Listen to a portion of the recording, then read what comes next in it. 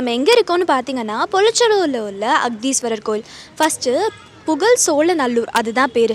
And காலப்போக்கில் பொலிச்சலூர் அப்படின்னு சொல்லிட்டாங்க. இந்த கோவில் ரொம்பவே சிறப்பு பெற்றது அண்ட் ரொம்பவே பழமையான கோயிலும் கூட. முன்னொரு காலத்தில் சிவனுக்கும் பார்வதிக்கும் கல்யாணம் இமயமலையில் நடந்துச்சு.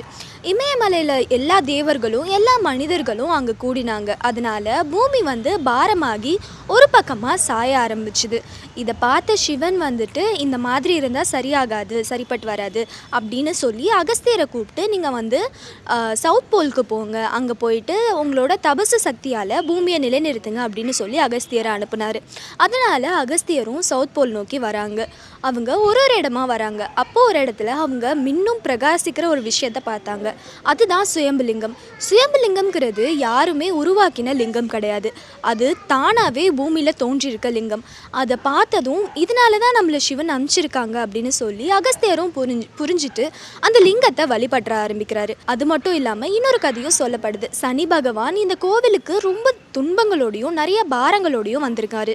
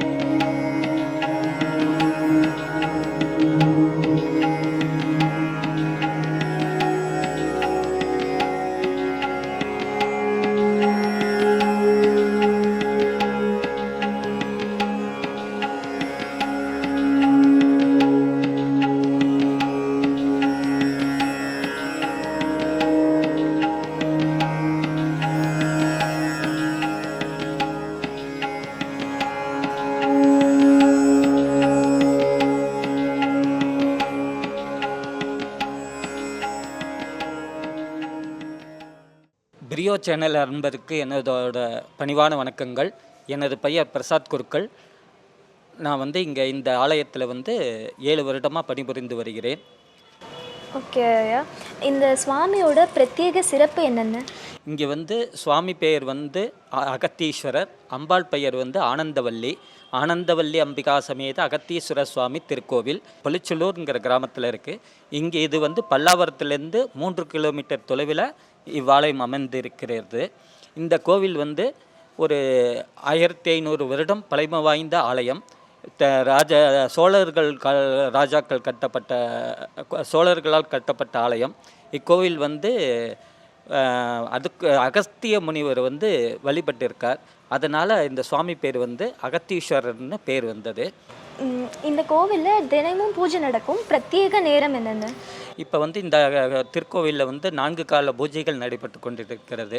காலம்பரை 8 மணிக்கு காலசந்தி பூஜை, மதியம் 11:30 மணிக்கு உச்சிக்கால பூஜை, சாயரட்ச 5:30 மணிக்கு சாயரட்ச பூஜை, நைட்டு 8 மணி இரவு 8 மணி அளவில் அர்த்தஜாம பூஜை.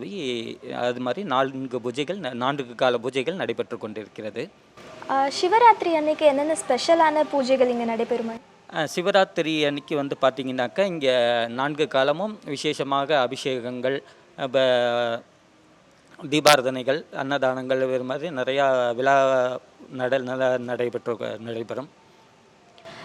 இந்த கோவிலில் நடந்த அதிசயம் இல்லை பக்தர்கள் வந்துட்டு இந்த மாதிரியான ஒரு அதிசயம் இந்த கோவில் வந்ததுக்கு அப்புறம் தான் எங்களுக்கு நடந்திருக்கு அந்த மாதிரி ஏதாவது உங்ககிட்ட சொல்லியிருக்காங்களா? நிறையா பக்தர்கள் வந்து சொல்லியிருக்காங்க. இங்கே வந்து சனி பரிகாரங்கிறது ரொம்ப விசேஷமாக நடக்கின்றது. சனி தோஷங்கள், ராகு தோஷங்கள்லாம் வந்து இங்கே நிவர்த்தி ஆகுது. சனி தோஷங்கள்னு வந்து பார்த்திங்கும்போது உங்களுக்கு வந்து சனீஸ்வர பகவானுக்கு வந்து தோஷம் நீங்கின ஸ்தலம். அதனால் இங்கே வந்து அவரோட தோஷத்துக்காக, அவரோட ஜாதகப்படி அவரோட தோஷத்துக்காக இங்கே நல்லார் தீர்த்தத்தை உருவாக்கி இந்த சுவாமியை வழிபட்டு அவரோட தோஷத்தை நிவர்த்தி பண்ணிக்கிட்டார்.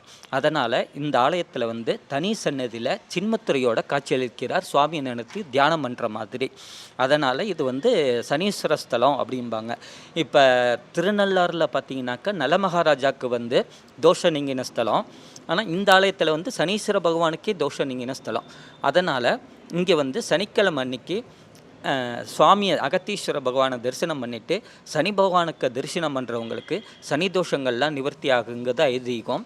அது மாதிரி சனீஸ்வர ஸ்தலம் இது வந்து தொண்டை மண்டல நவகர ஸ்தலத்தில் சனீஸ்வர சேத்திரம். இங்கே வந்து சனீஸ்வர பகவானுக்காக வந்து சனி தோஷங்கள் எள்ளு விளக்கு, சனி தோஷங்கள் உள்ளவங்க எள்ளு விளக்கு ஏற்றுறது, நல்லெண்ணெயில் அபிஷேகம், அர்ச்சனைகள், எள்ளுனால ஹோமம், சனீஸ்வர பகவானுக்கு ஹோமங்கள் செய்விக்கப்பட்டால் அவங்களோட தோஷங்கள்லாம் நிவர்த்தி ஆகுங்கிறது ஐதீகம். பெரிய திருவிழாக்கள்லாம் இங்கே நடைபெறுமா? எல்லா விசேஷமும் இங்கே இந்த ஆலயத்தில் நடைபெற்று கொண்டிருக்கிறது. பிரதோஷம், கிருத்திகை, சங்கடகர சதுர்த்தி, தேய்பிர அஷ்டமி பைரவருக்கு, அமாவாசை பூஜை அன்னைக்கு மிளகா ஹோமம் பைரவருக்கு, அது மாதிரி எல்லா பூஜையும் நடைபெற்று கொண்டிருக்கிறது.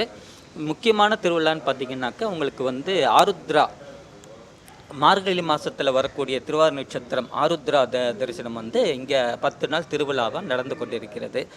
மாணிக்க வாசகர் மகோற்சவ விழான்னு சொல்லி 10 நாள் இங்கே திருவிழா, அதுதான் இங்கே பெரிய திருவிழாவாக நடைபெற்று கொண்டிருக்கிறது. அது மாதிரி 2.5 ஆண்டுகளுக்கு ஒரு சனிப்பயிற்சி நடக்கும்போது அது மிக சீரும் சிறப்புமாக நல்ல தோஷங்கள்லாம் நிவர்த்தி ஆகிறதுக்காக சகசிராம அர்ச்சனைகள், ஹோமங்கள்லாம் பெரிய அளவில் செய்யப்பட்டு வருகிறது. இங்கே அளிக்கும் பிரசாத நீர் வந்து எவ்வளவு சிறப்பு மிக்கது? இது வந்து இந்த தீர்த்தங்கள் வந்து இப்போ பைரவருக்கு வந்து நாங்கள் வந்து பார்த்திங்கனாக்கா எல்லா ஒரு சக்தியும் கிடைக்கும். சுவாமிக்கு அபிஷேகம் பண்ணிவிட்டு அந்த தீர்த்தத்தை தான் கொடுக்குறோம். அது வந்து குழந்தை இல்லாதவங்களுக்கு குழந்தை வரம் கிடைக்கிற மாதிரி, திருமணம் ஆகாதவங்களுக்கு திருமண தடை நீங்கிற மாதிரி, அது மாதிரி ஒவ்வொரு நோய் வாய்ப்பட்டிருக்கிறவங்களுக்கு அந்த நோய்கள்லாம் குணமாகிற மாதிரி அந்த தீர்த்தத்தில் சிறப்பு மிக்கதாக இருக்கிறது. இந்த ஆலயத்தில் இன்னொரு சிறப்பு என்னென்னா வந்து பைரவர் வந்து இங்கே இருக்கார். அதாவது எல்லா சிவாலயத்திலையும் வந்து காலபைரவர் இருப்பார். இந்த சிவாலயத்தில் வந்து பார்த்திங்கனாக்கா சம்ஹார மகா காலபைரவர்னு இருக்கார். காசியில் இருக்கிற மாதிரி சுய உருவ பெற்று சம்ஹார மகா காலபைரவராக இங்கே காட்சியளிக்கிறார். இது வந்து இந்த ஆலயத்திலோட இன்னொரு சிறப்பு. இங்கே தேய்பிராஷ்டமிக்கு விசேஷ ஹோமங்கள், பைரவருக்கு அபிஷேகங்கள், ஹோமங்கள் நடைபெறும். அமாவாசை அன்னைக்கு வந்து பார்த்திங்கனாக்கா மிளகானால் ஹோமங்கள் செய்விப்பீங்க. அந்த மிளகானால் ஹோமங்கள் செய்விக்கும் போது உங்களுக்கு செய்வின கோளாறு, தடைகள், திருமண தடைகள், குழந்தை பாக்கியம் இல்லாதவர்களுக்கு அந்த பிரச்சனைகள், எந்த ஒரு சங்கடங்கள், குழப்பங்கள், கடன் தொல்லைகள், பிரச்சனைகள், இது எல்லாமே நிவர்த்தி ஆகிறதுக்காக சத்துருக்கள் தொல்லை, அதாவது எதிரிகளினால தொல்லைகள், வியாபாரத்தில் தொழிலில் நஷ்டங்கள், இது மாதிரி இது பண்ணும் போதெல்லாம் பார்த்திங்கனாக்கா அந்த மிளகா ஹோமம் பண்ணும் போது அவரை வேண்டி பிரார்த்தனை பண்ணி செய்யும் போது அது சரியாகிடுங்கிறது நம்பிக்கை. நிறையா பக்தர்கள் வந்து அது மாதிரி செஞ்சு அவங்க பலன் அடைஞ்சிருக்காங்க. இந்த கோவிலை பற்றி ரொம்பவே அழகாக சொன்னீங்க. நன்றி. நன்றி. பிரியோ டிவி சேனல் உங்களுக்கு வந்து பார்த்திங்கனாக்கா இன்னும் மேலே மேலே நல்லா